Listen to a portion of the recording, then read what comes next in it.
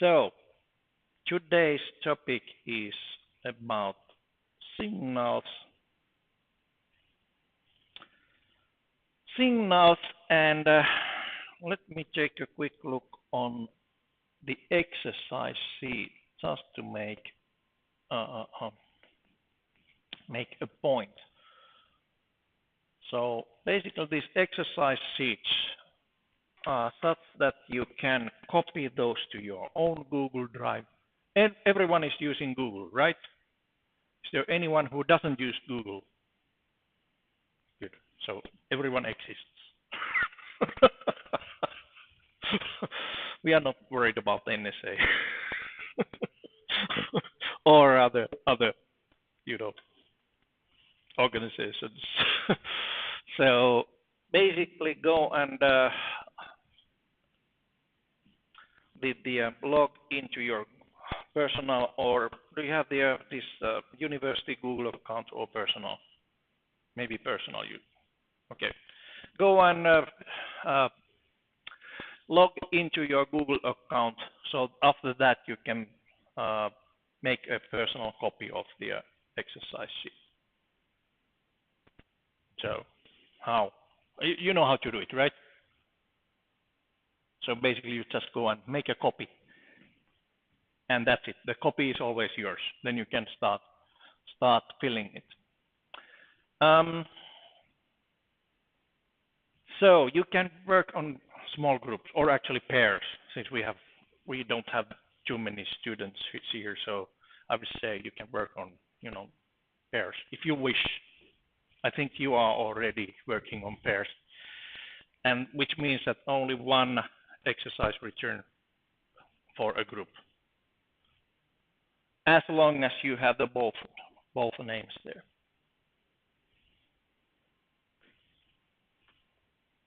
Yeah. So then I have some instructions for the exercise return. Read these. Okay. Digital signal processing MATLAB exercises. Very important stuff here.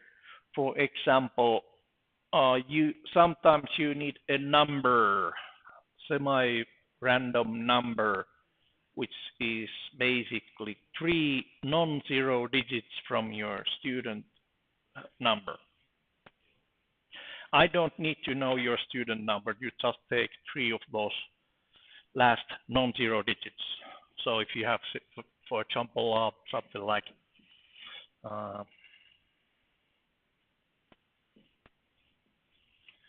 the last 3 non-zero digits would be 3, 5, 6. So if there are any zeros, you cancel those out, and you would use this on the exercise calculations.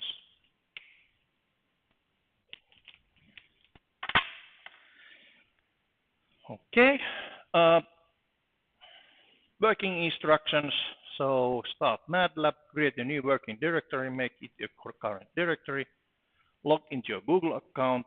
If you don't have one, create one. Make an editable copy of the exercise template on an appropriate location. Then rename that document nicely that you can find it yourself after 1 year when you are working on a company where you got because of this nice Metropolia the study transcript. Then write your name, and well, the student ID you don't need to put there if you don't want to. And this one says maximum 3 students per group, but we will use 2. It's good for you. Then answer the questions of the reserved spaces. That's quite obvious, actually, and insert required graphs. Sometimes there are graphs missing that automatically reduces the points. And then there are insert links. Sometimes those links don't open, then it also reduces the points. Save the document, publish your answers. I will show you how. Test that your document can be viewed by an anonymous web browser. So fundamentally, what you need to do is to, when you have this exercise template, you will share it.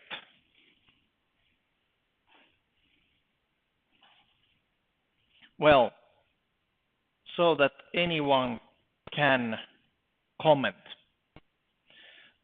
Let's see, I think I need to go to the advanced. So anyone with the link can comment would be the correct way of sharing it. Okay.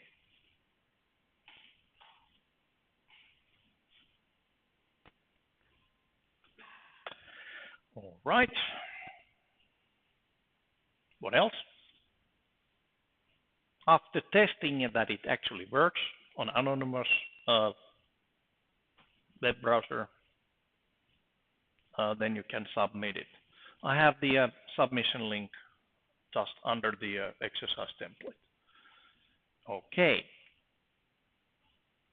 If there are some mistakes, I will actually not send you anything. I will be marking those comments directly into your exercise sheet. Okay, so that's my feedback channel. Especially the important when I'm not here anymore. I'm going back to Finland. It's cold, but it's not dark anymore. We have more sunlight than you do for the next few months, almost half a year. So next 5 months, we have more sunlight than you. Ha! And it's cold. Speaking about cold, how hot August is in Spain? We have nice ICT summer school at that time. You could actually come and learn some more. Cool weather, bright days, actually bright nights. It doesn't get dark. Party. So think about those parties what the students have there. It's amazing that they get any studying done. Oh, yeah, the winter. Yes. So on August, seriously, if you're interested on the summer school activities, take a look at the ICT Summer School Metropolia. Just Google that one, and you'll get the well. In 1 month, we have fixed the the course schedule there, but there are something like 15 to 20 different courses of 3 credits each. No tuition fees for you since you are partner university students. The only small thing that you need to take care of your, the travel and accommodation and food and that kind of stuff yourself. On the other hand, food is not that expensive. You get the student price meals from our campus cafeteria. So it's something like less than €3 a meal. Not bad. Okay, yeah, so cool weather. Remember that one on August. Okay. So, okay, all exercises must be submitted in order to get a final grade. So even if it's empty, it just must be there. And if you don't hear anything, it means one of those things, your exercise was okay and the grade is on the score table, so check the score table first. Or I haven't been even yet checked it. Usually I actually wait until the deadline passes before I start marking those returns. And then that's ugly. If you copy it directly from some other student group, then at least this number is wrong. So it's okay to collaborate, work together. But basically, this is problem-solving class. And I would be really surprised if everyone finds exactly the same solution for the exercise. So there's no unique answer to this or universal answer to the exercise. All exercise, basically go and find your own way to solve the problem. It's not that hard. All right, so those were the exercise instructions. And then the exercise itself. All right, so, okay. So, yeah, creating index vectors, impulse responses, step functions. Great. Sampled, plots, data sequence, more stuff. Okay, so it looks like it's more or less this signal means sampled signal sets. So let me take a quick review of that one on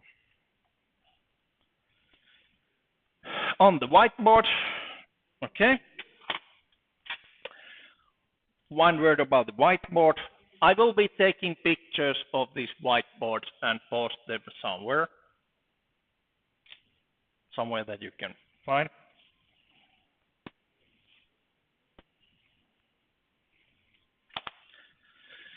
And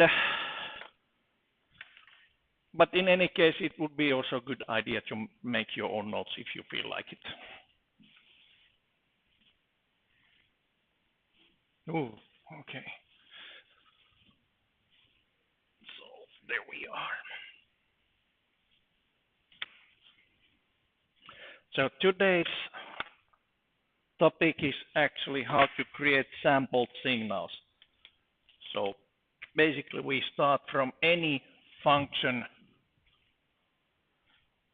time-based function, which looks whatever, x of t, time goes that way, and then we start sampling it with a uniform sampling rate. So these are my sample points. For that reason, actually, I also have the index axis here, while the t is on continuous time space. This is on the discrete time space, and these are the sampling indexes.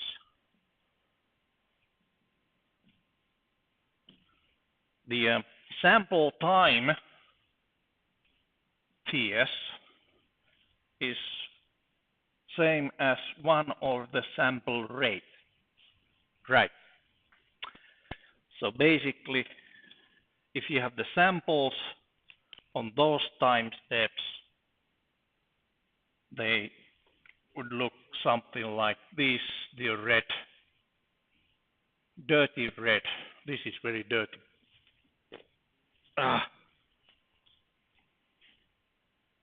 It doesn't get much better, but anyways, you got the idea. So those are the sample data at those time steps.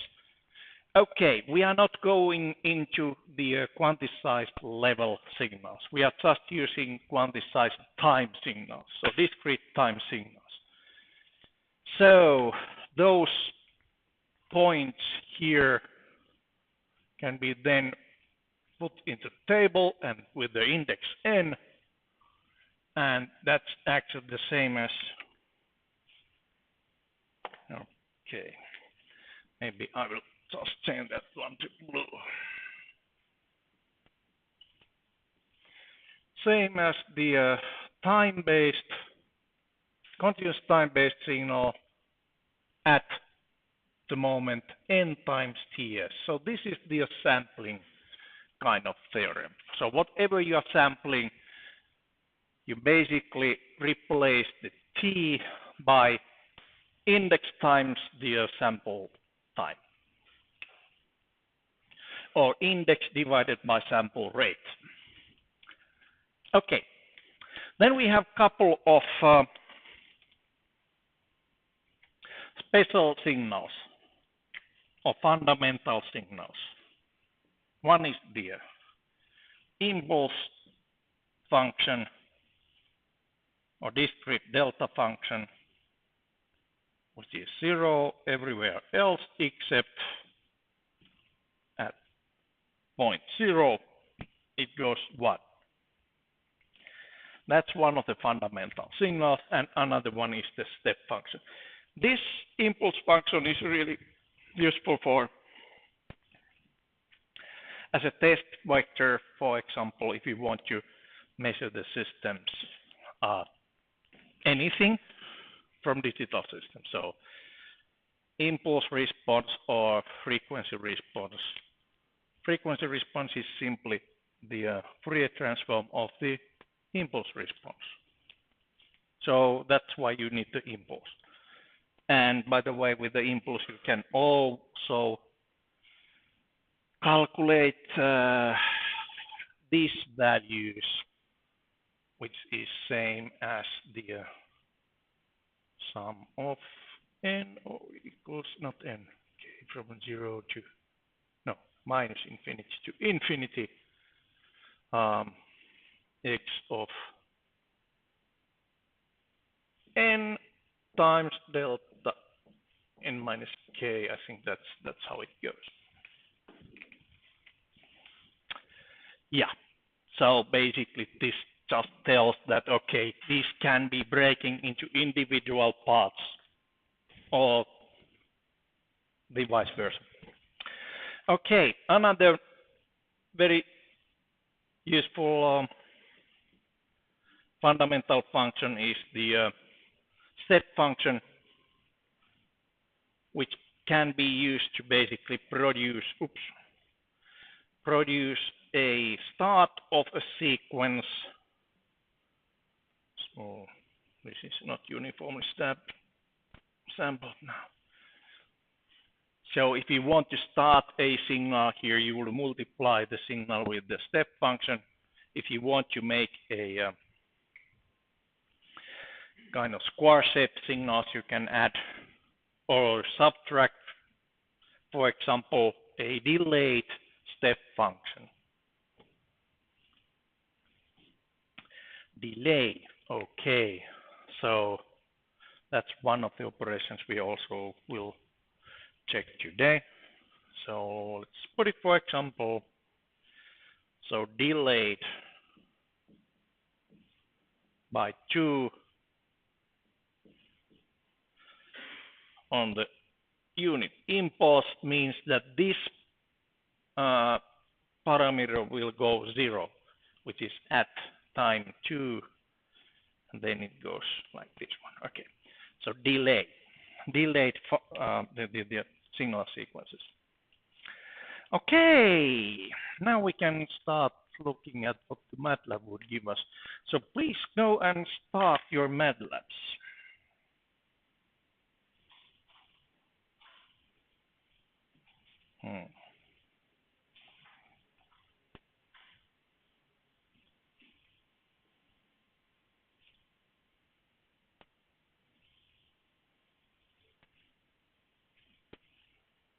Good.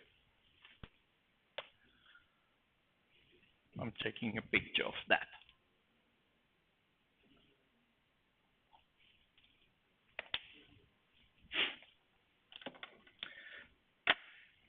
Alrighty.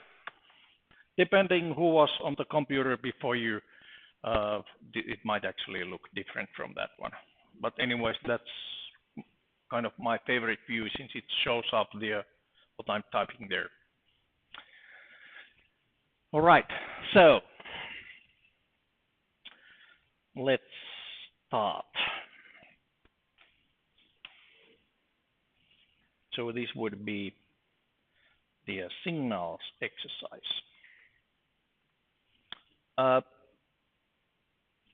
So you know that the comment is the percent sign. Everything after that percent sign is now comment.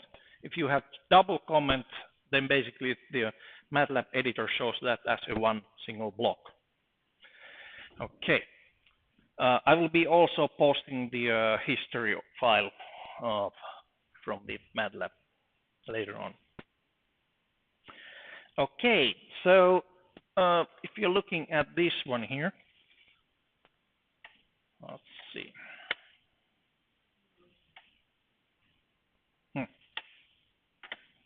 Just a moment, trying to get my.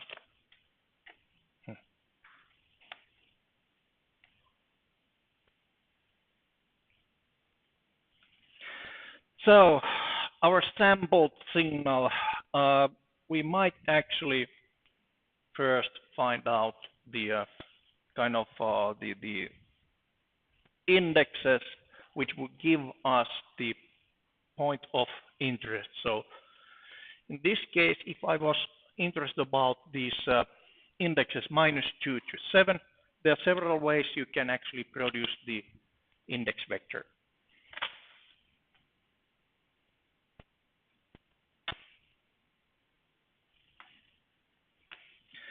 Okay,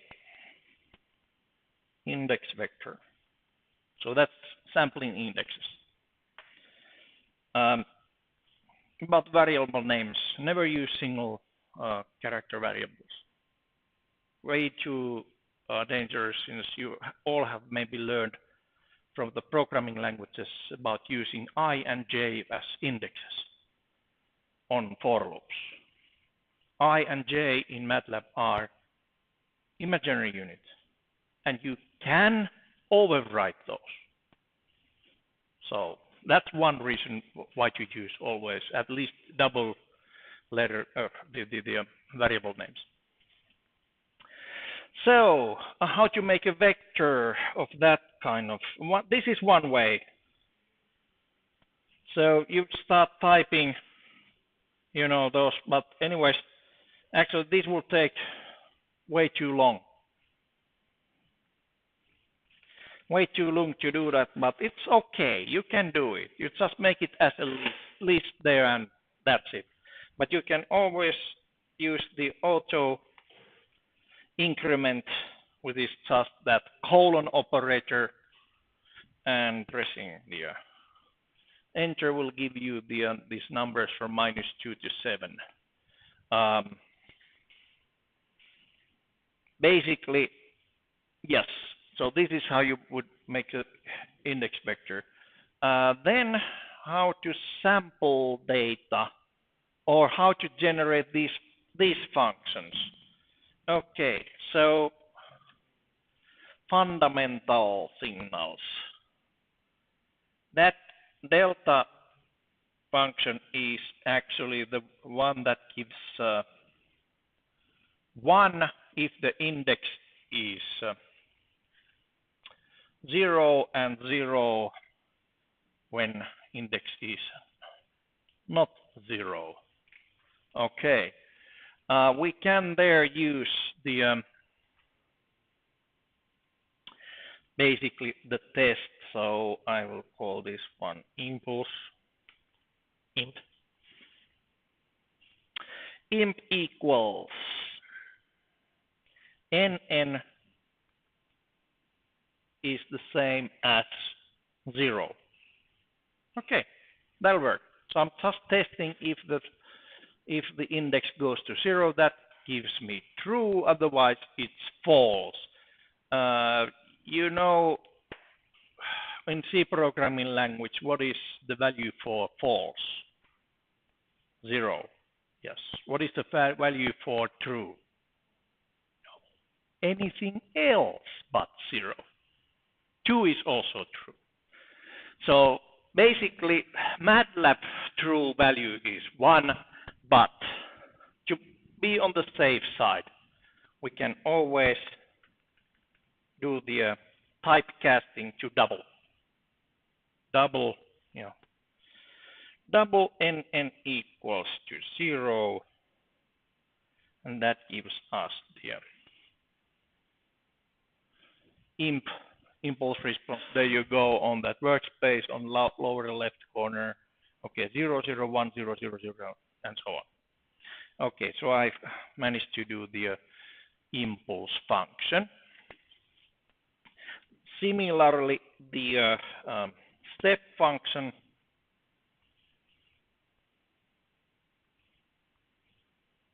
double n greater than equal to 0. So this is the step function. Yeah, on the workspace, yeah, it shows that 0, 0, and 1, 1, 1, 1, 1, 1. Okay, fine. How about then the delayed functions, delayed delta, for example?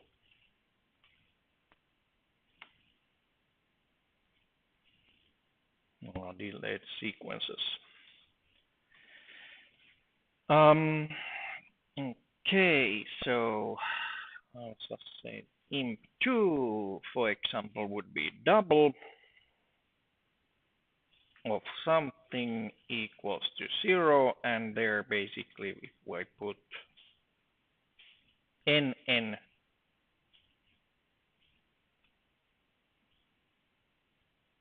plus nn, sorry, not plus, minus 2, yes. So delayed delta of my parameters is n minus 2. It should give me something like that. 2 times step delay.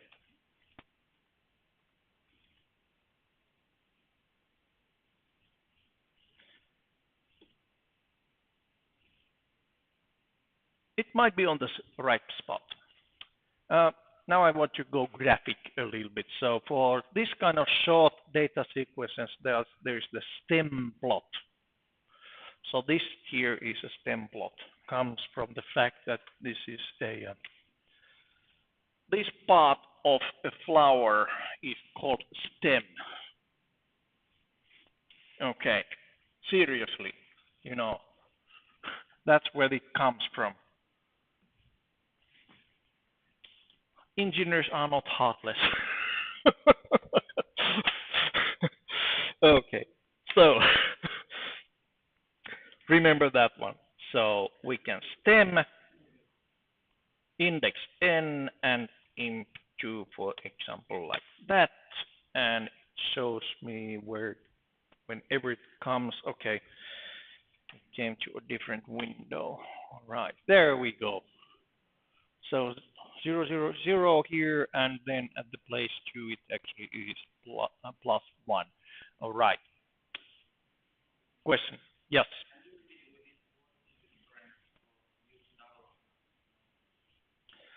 In MATLAB sense, it's about what kind of variable it gives out. If it's just a test, then it basically gives you true, false. So it's a logic, logic type data that comes out. If you put it double, then you can guarantee that you can do also calculations with that. Yeah. In former MATLABs, it basically it crashed if you try to multiply these logical operations with any real data, but not anymore. So this is just to be on the safe side.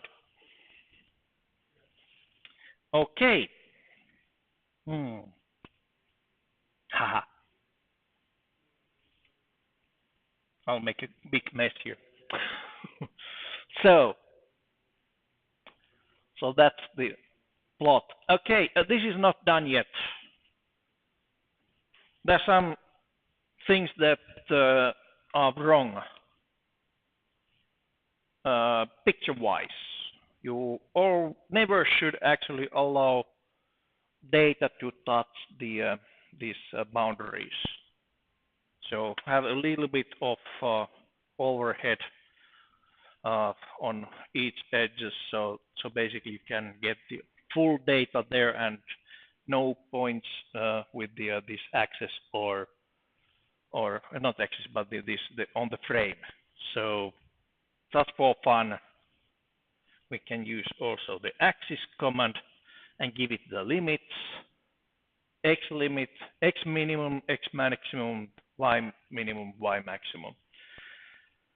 X minimum would be minus 2.5, and then the x maximum plus 7.5, y minimum minus 0.1, 1, for example, and 1.1.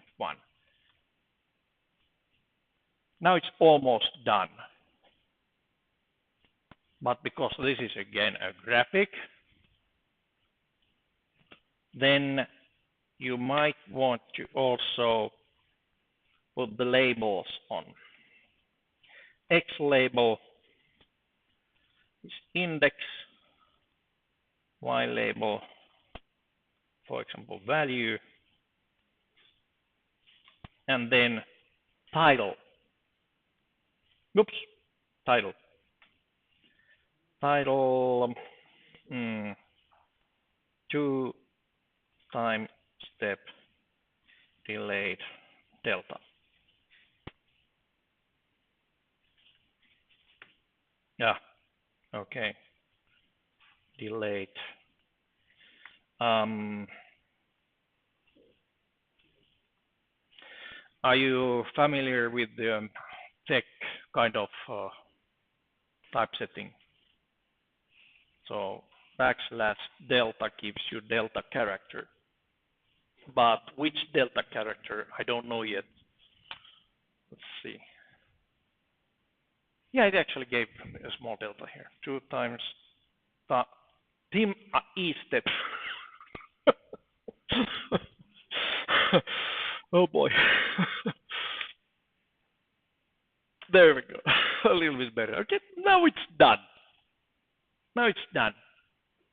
If you want to put this picture to your exercise return, then basically what you should do is to go, let's see, under File, wait a minute, Figure, Save As, where's the Save As?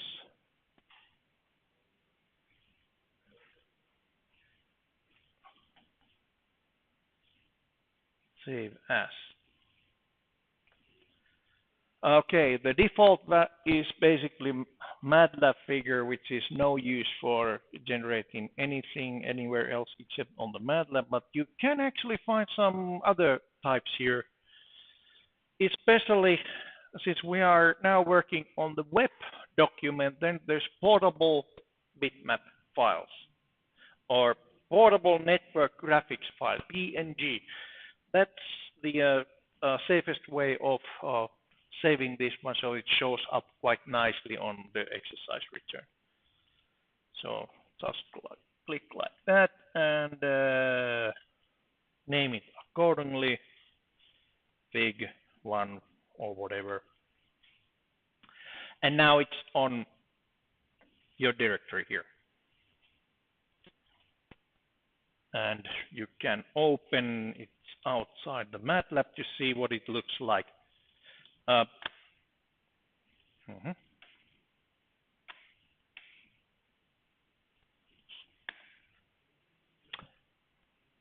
Okay, so aspect ratio is here the same, what you can see from on your display.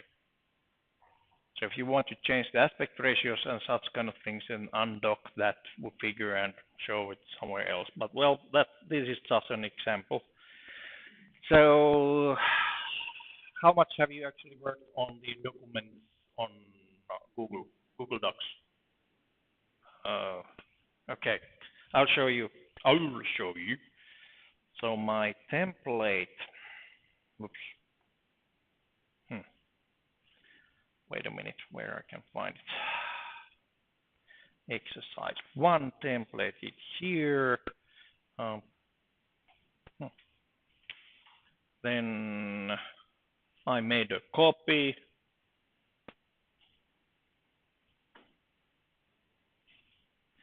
And then I had some place where insert the figure here. Okay, that's great. I can insert it here as soon as I can find it. Well, I usually go to the file browser, and there are the documents.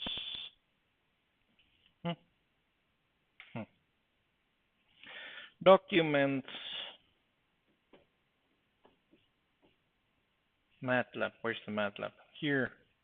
Okay, there's one document in my directory, and I wanted that figure right there, for example, like this. Drag and drop. It doesn't get much easier than that. At least in Chrome it works like that. I'm not sure how it works in other browsers. I would guess the Microsoft have prevented anything, with the Google to work. On Firefox, it could work. I have no idea. But anyways, if it doesn't work like that, then you basically need to insert a figure, for example, from image, upload from computer. That works if the drag and drop doesn't.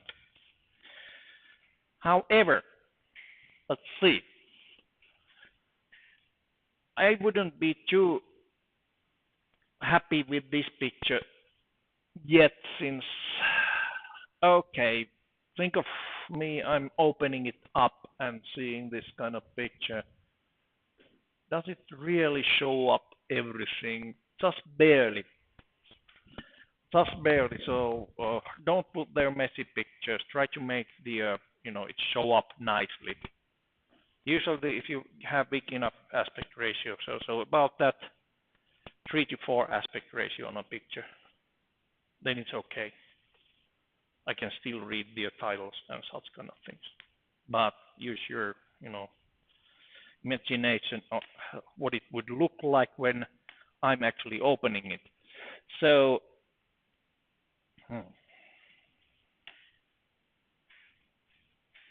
just a moment.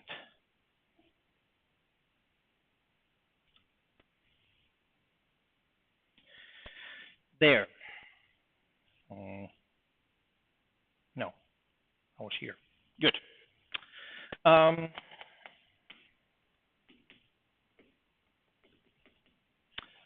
So that was the picture. What next? I had something in my mind. Okay, let's do some arithmetics with this data. Now we have the imp2 stp, how to combine, add, and multiply kind of things. So adding vectors is easy. You just add them. It follows the matrix calculation logic.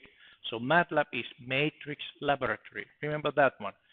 So if a variable is not a scalar, meaning it's a simple number, then the multiplications will be done by the matrix multiplication rules. Okay. And if you want to do something else, you have to explicitly say that no, this is not a matrix multiplication. So, for example, adding vectors is easy as long as you have the same dimension vectors.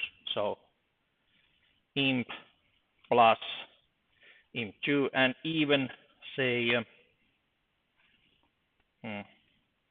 multiplying with a scalar number is easy, like that.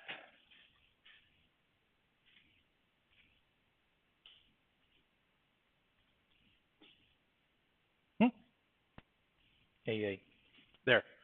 So that would be the 2 times the step function plus imp2.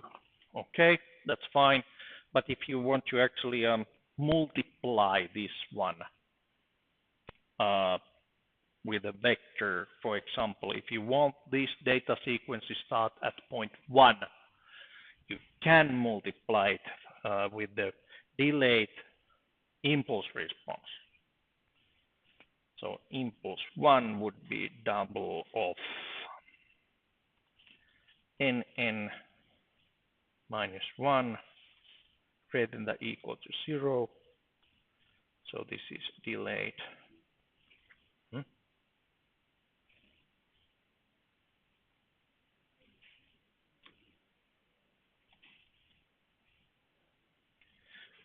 So starting the data sequence at that point, yes? Yes, step greater than equal to 0. Yeah. I have the comment is wrong. Sorry. Yep. Excellent. You are awake. Usually in Finland I get just this kind of watch. Okay, this is step function, of course. Delete step to start a sequence at some point. If we want to start that sequence, so we need to multiply these vectors, but with the dot times. So dot operator means that whatever is the operation, it's cell-wise, product cell-wise division or exponential or whatever. So this operation is now actually element by element. Whoops. Okay, that was some sort of. I have no idea. I probably. Yeah, there were some mistakes there. I see. Yes. So, this is something I don't understand about MATLAB. If you highlight something on a line and press enter, it does the line and the highlight text. All right, so it's not Word is not perfect yet, which is good for you since it's still work to do. Plenty of work to do in the Word before it's done. But to be honest, I'm afraid that the Earth is more or less done in 10 years. But anyways, yes.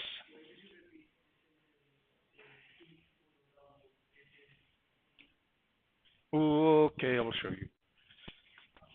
I'll show you. Just a moment.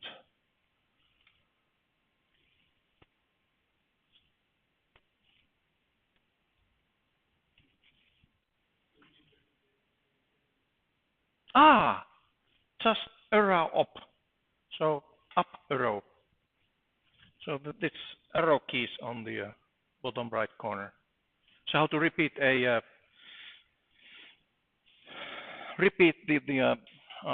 of these commands. For example, any stem command. You start with ST and then press arrow up. That's the previous. Okay, yeah, STP. Previous commands would start with that. And then you can basically go and edit the line. So imp1, I can do, for example, if I want to make this one a 3 times step delay, I just take imp1 and then just change that those values on the line. Yeah. By the way, just keep interrupting. So whenever you have something question, ask me.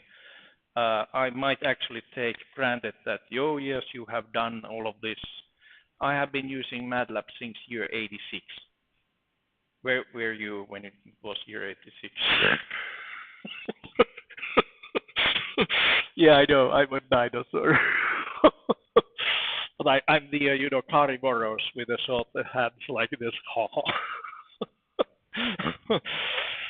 Okay, so simple step delays.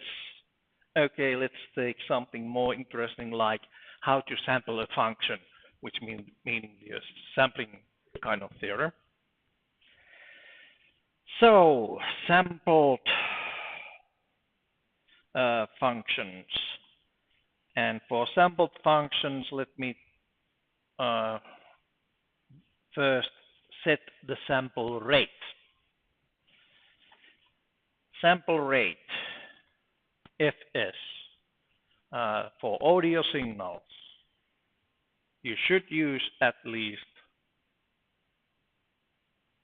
Okay, what is the frequency what you need to have at least to get a good audio signal? Sample rate.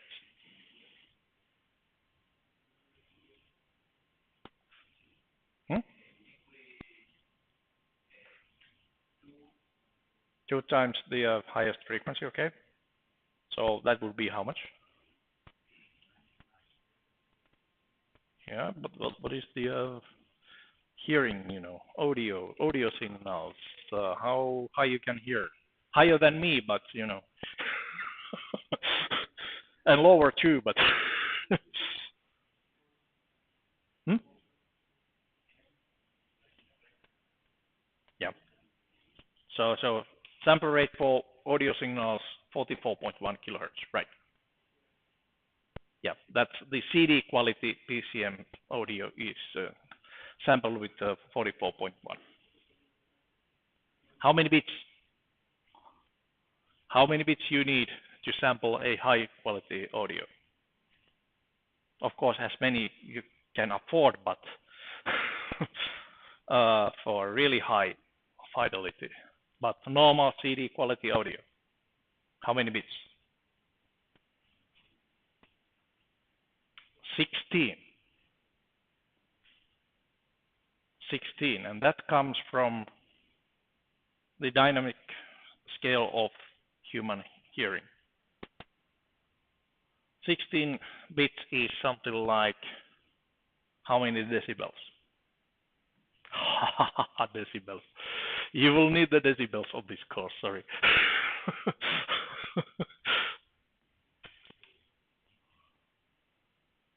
Signal to quantization noise ratio. Okay. That's actually just a formula.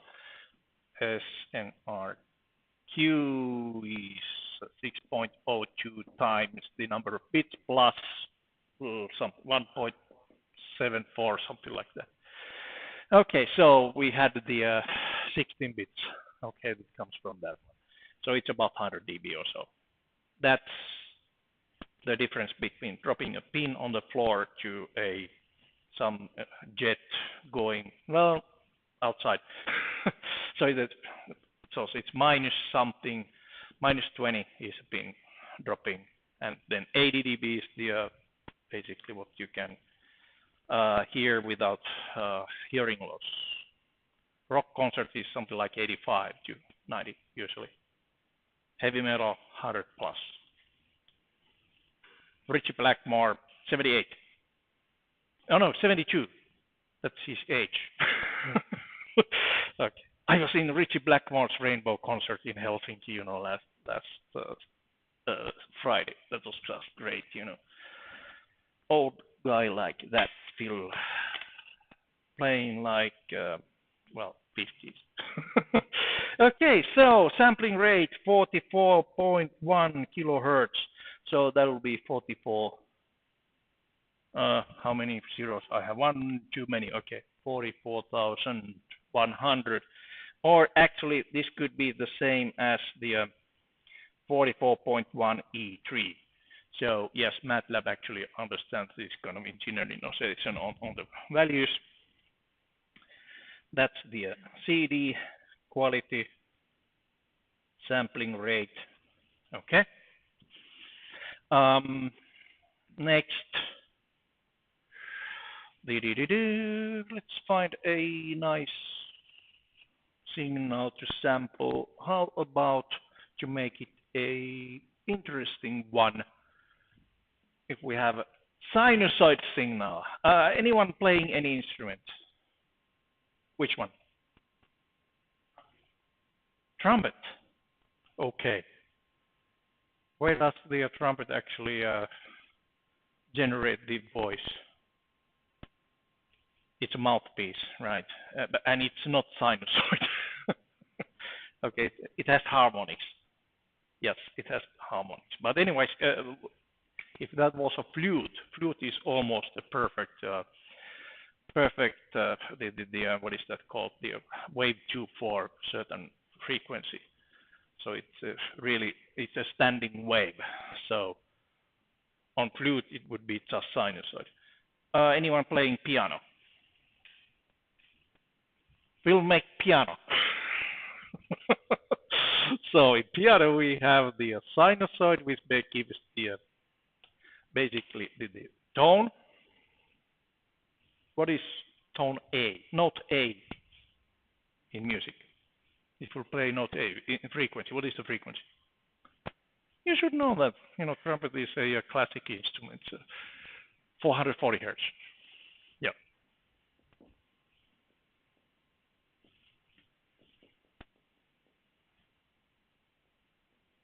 Around 440.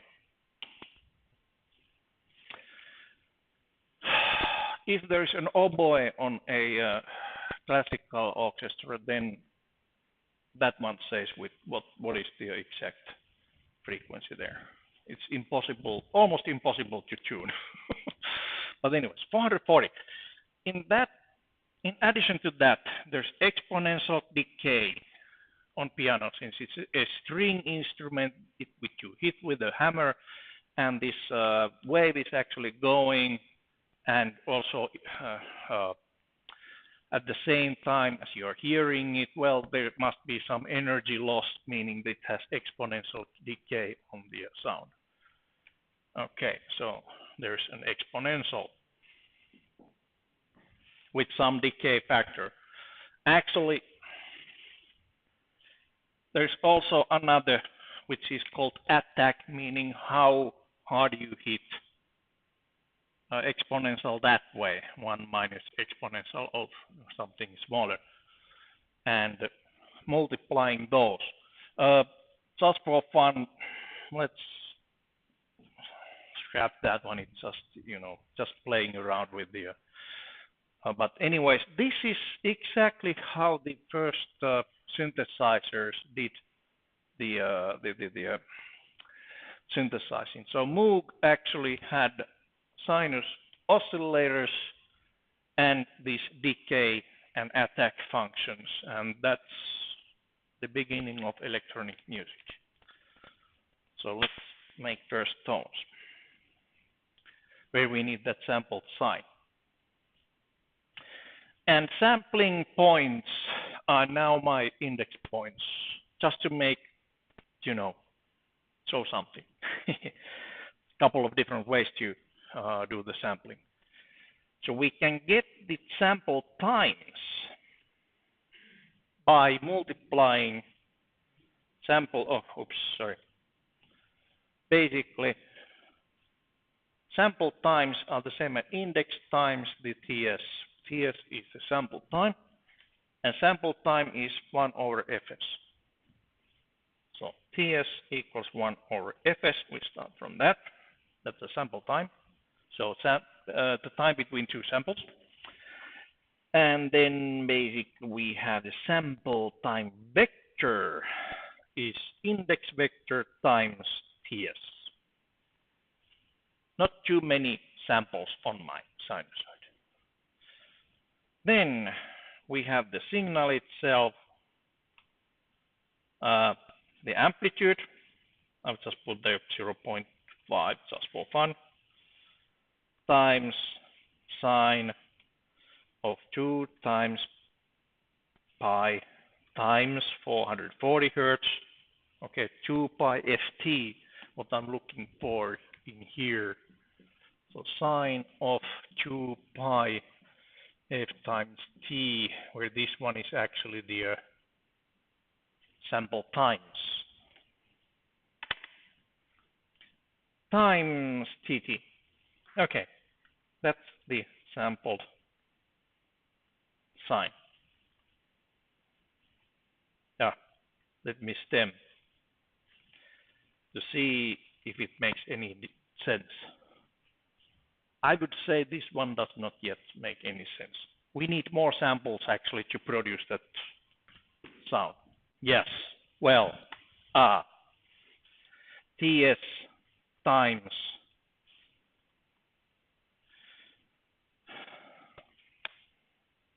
right, that was 0.2 milliseconds long sound sample. Doesn't make much sense.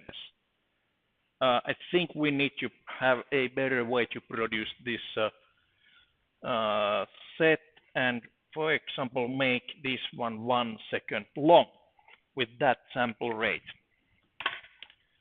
All right, you can always generate the indexes and calculate. Well, in 1 second, you actually have 44.1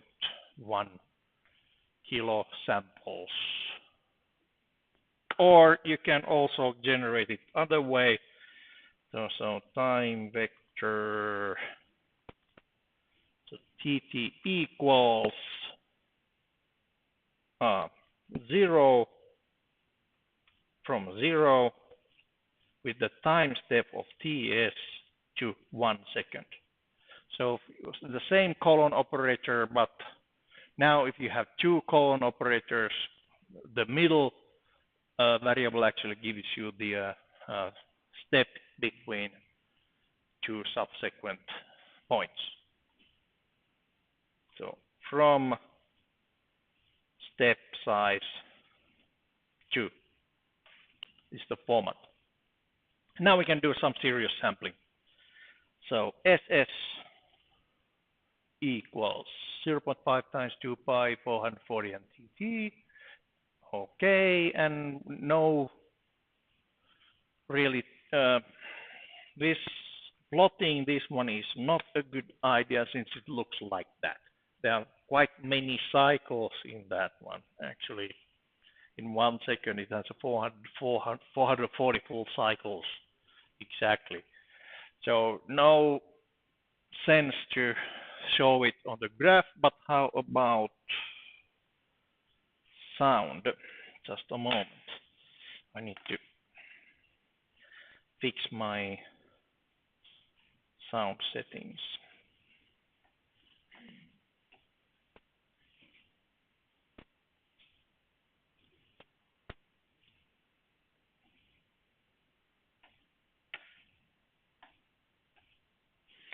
So sound, SS, and sample rate.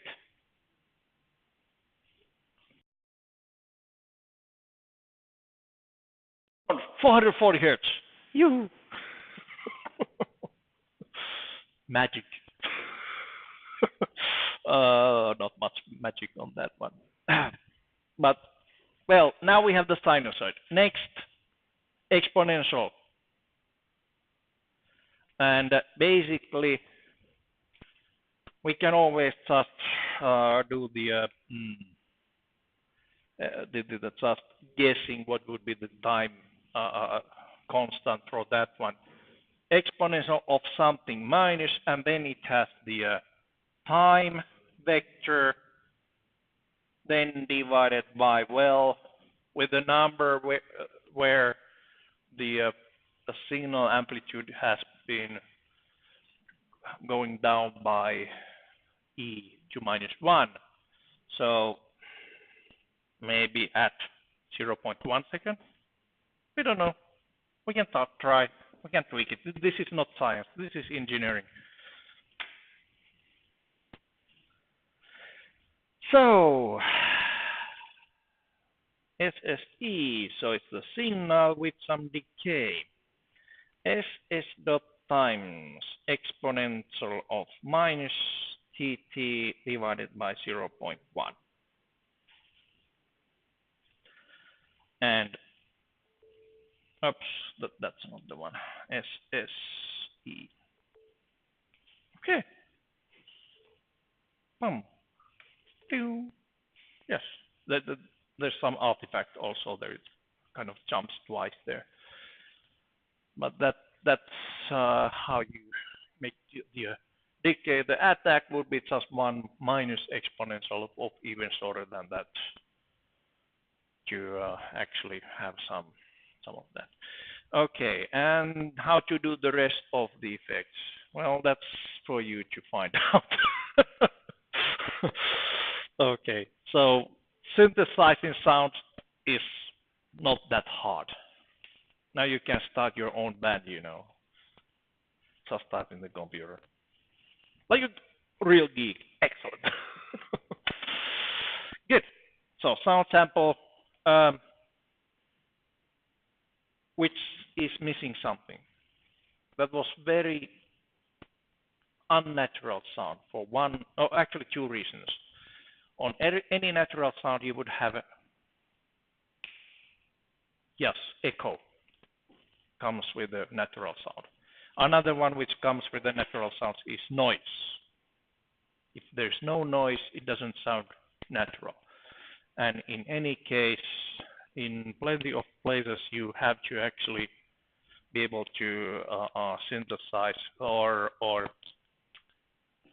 emulate a real life kind of signals to test the system before you exploit them to the, on some industrial environment, for example. So yes, you need to figure out how to produce a little bit of noise in addition to that one. Which brings us topic of signal to noise ratio.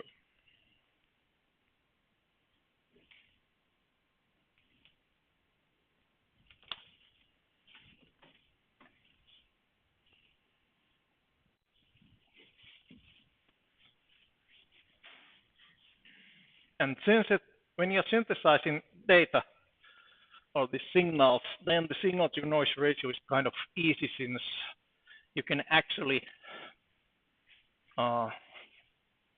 generate those signals and noise separately. But of course, in real life, that's not the case. Then you need to probably go into some spectral response and make the estimates from the spectral response. Okay, signal to noise ratio is, okay, what is signal to noise ratio? How is it defined? Yes, power. Yes, signal, power of signal, and then power of noise, and then actually 10 times log of 10 base log of that. Good. So signal power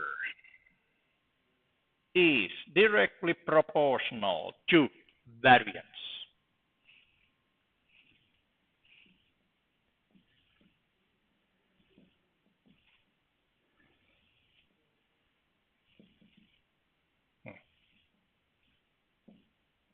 So sigma squared of signal, is that sigma?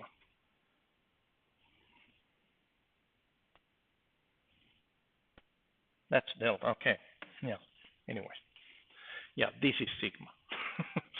I may have actually made the delta. Oh, yeah. It was accidentally.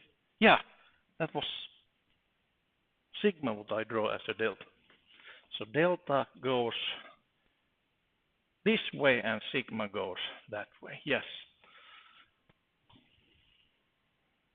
When I do scribbles fast, they sometimes get a little bit different. But anyways, that's the variance, which is basically the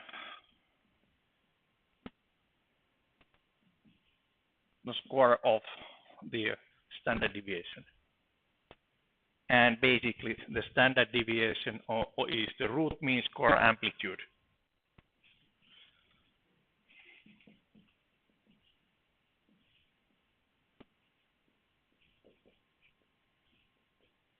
So for example, if we have amplitude 0.2,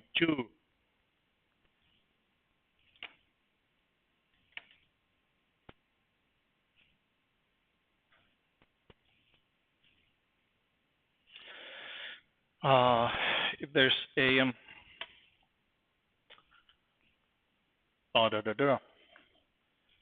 the signal is sinusoid with the 0.2 amplitude, then what is the standard deviation? RMS value divided by square root of 2. Okay. Which is about 0.17 something. 0.2 divided by 1.4 something is about, well, let's see.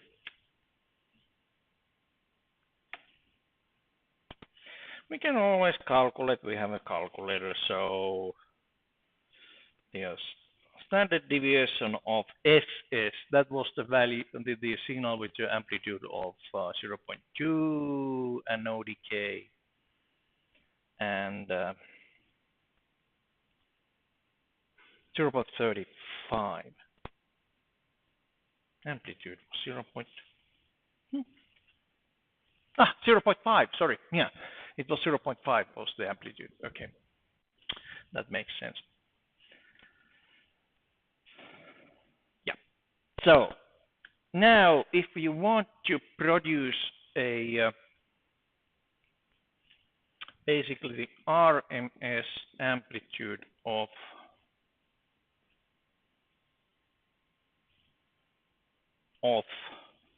noise,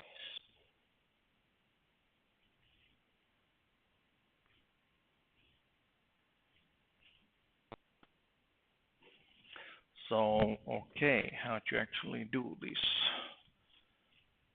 So same thing for the power of noise.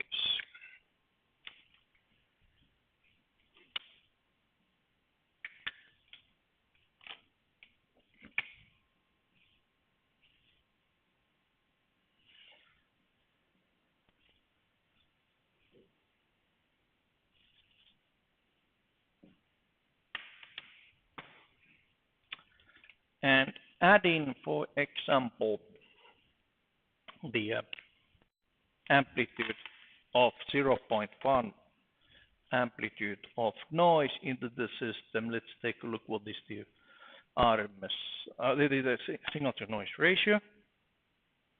Okay, I'm trying to get you confused. Am I doing good? Confusing you? All right, so let's make the noise RMS amplitude 0.1, and then the question is, what is the signal to noise ratio? Okay, first, how to calculate that? Okay, I can calculate the SNR equals to 10 times log of 10 of power of signal is now the variance of that signal divided by variance of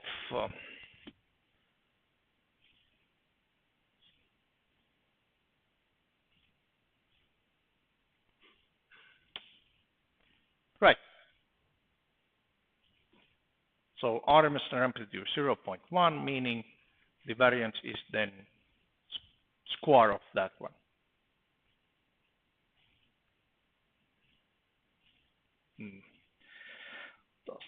This is another way of doing it. 0.1 to square. And just in case, I know this would be correct, but this would be safer way of doing it. And for that amplitude noise, we would get signal to noise ratio of 10. How about if I want a signal with certain signal to noise ratio? How to calculate the amplitude? That is something for you to try on the exercise.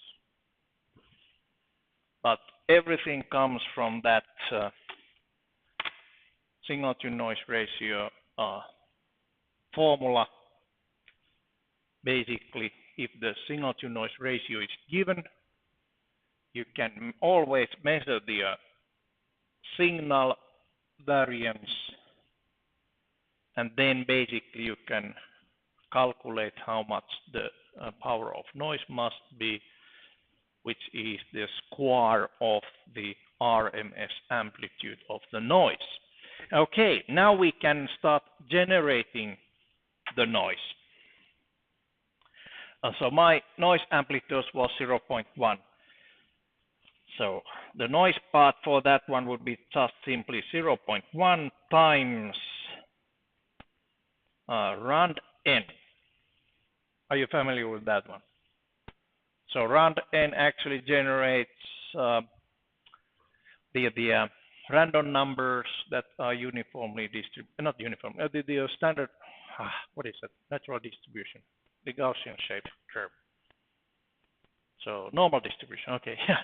Normally distributed numbers with a mean of 0 and variance of 1, or deviation of 1. So basically how to get a 0.1 deviation for that is you just scale it with the required RMS amplitude.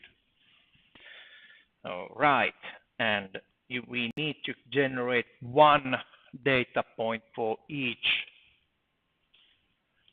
of those data points. One random number for each data point. So practically, if you have the sinusoid here, and then you have some random numbers, normally distributed random numbers for each of those. So basically you get noise variation like that. Good. What happened? Not length, size.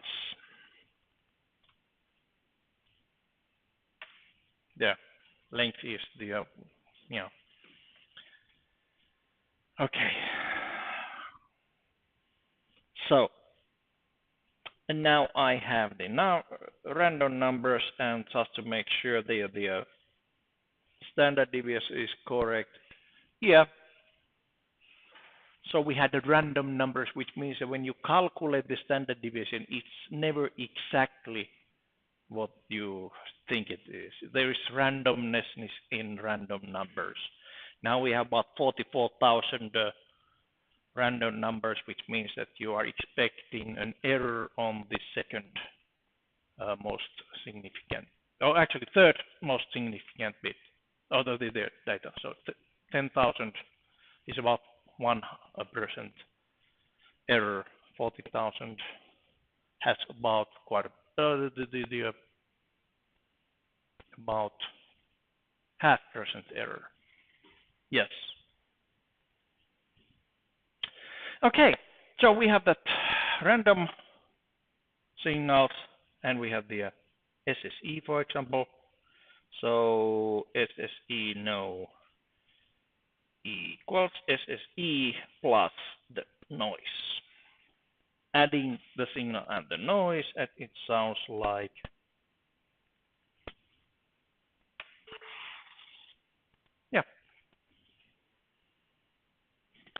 that's it.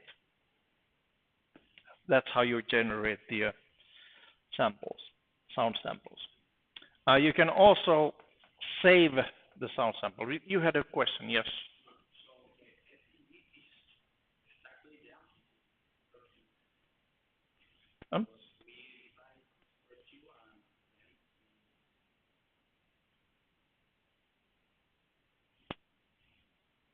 Hmm?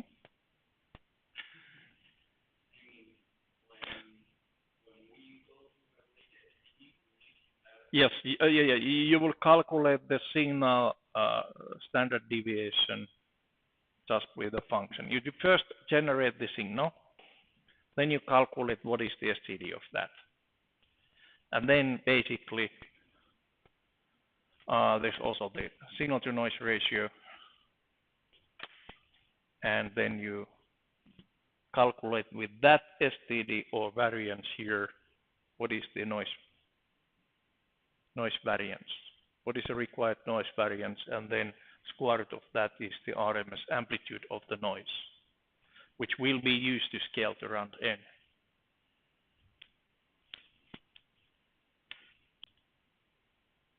Got it? Maybe. We'll see. Don't worry. There are actually, I think you need to do the calculations at least 2 times on different exercises. So, but anyways, everything starts from the formula for signal to noise ratio.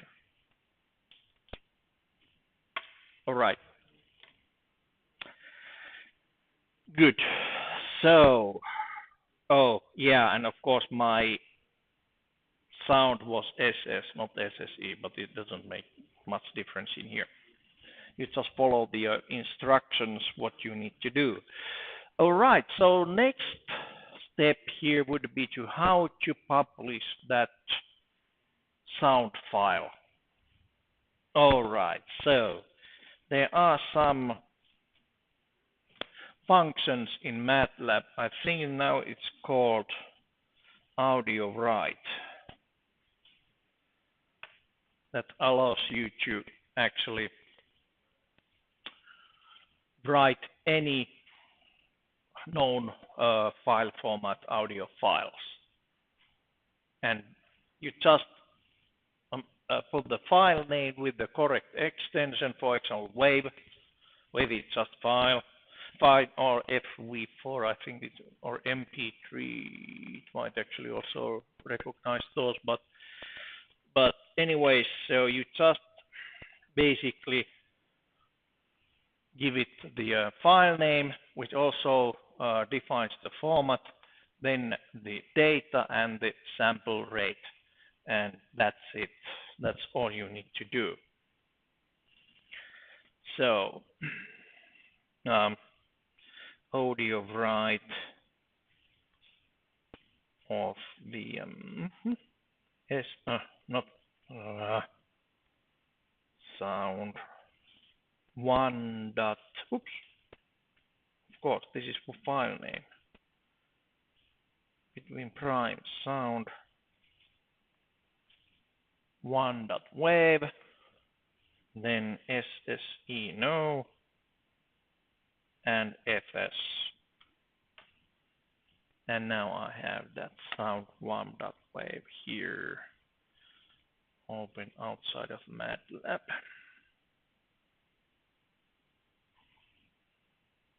Do I have anything to open that? It doesn't. Funny, why it doesn't find the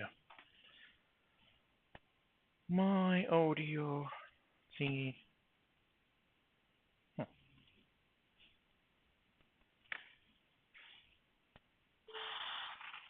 Yeah, it works. I have the VLC media player in my computer. Okay, and then how to actually make a link to this file. This is has been in history quite, say, amazing. A lot of people have been sending a link to C slash something on the hard drive of the current computer. Okay, it's much better if you upload it in some cloud service. Any cloud service would do. So Google Drive, of course, is there, but also if you are already using Dropbox or if you are using some Microsoft OneDrive or whatever you are using, you just put it there on your favorite location. Let me put it on my let's see, files.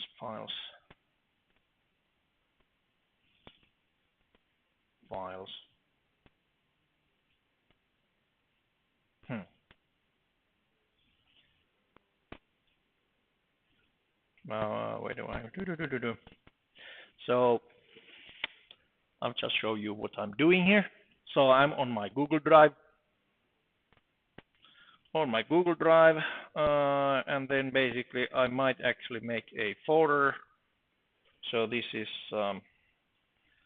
folder files and Alcala.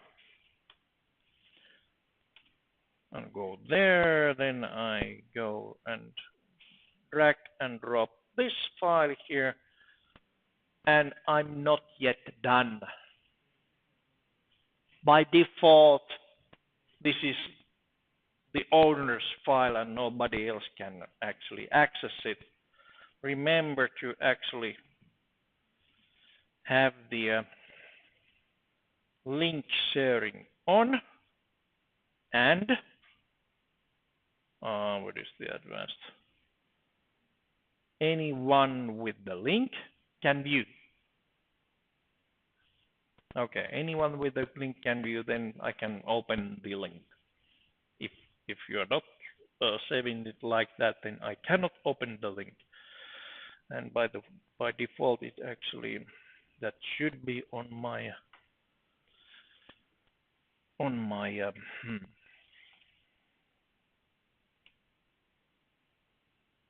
nah. So, all right, oops. Let's see, files, problem solving in MATLAB. Huh, where did I put my, well, that happens when you do things real faster than you can think. Exercises. Copy of, okay, here is my copy of exercise. Wow. Now I have my link there, so provide a link. Now I have provide the link here. And basically, if you just add a space character, then it makes it a link. That's easy for me to check if it works. I just go here and click. If it doesn't open, then I will send you some feedback, and you just lost 1 point. Okay, good. So, all right. So I think I have given enough of ideas for you to basically get creative and answer these exercises. So fundamentally, all the stuff I showed you already: how to create index vector, how to generate unit impulse with some delay, how to create unit step functions and sampled sine wave, then how to make combined data sequence. There's multiplication with signal and with the scalar value. Then basically some plotting, stem plotting, again data sequence, then how to generate that picture, the commands, how to generate it. Again here, a sound sample with lower sampling rate. So this is just 11.025 samples per second. So it's not quite hi-fi, but it reduces the amount of required space. Saving it, and I have marked here. Okay, you need to 2 to the power 13 samples. So basically, try to figure out how to make that sampling rate and exactly that amount of samples.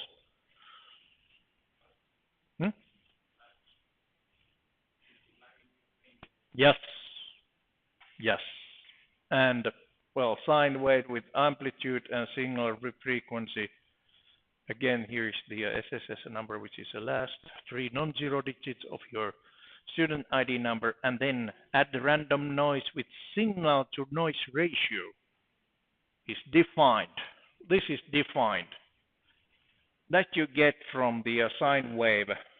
You can calculate it from that sine wave, and basically you need to then calculate using these values. You need to calculate the RMS amplitude, which is used to multiply your round n. Okay, and then save the sum. All right, so that was my part of today. I will be staying here until 7 o'clock. Then somebody comes and kicks all of us out from here. All right. And as I said, the deadline for the first exercise is the end of the intensive intensive week. So on Friday, there's a deadline. But you, of course, you can return it whenever you want, even earlier than that. Okay, thank you.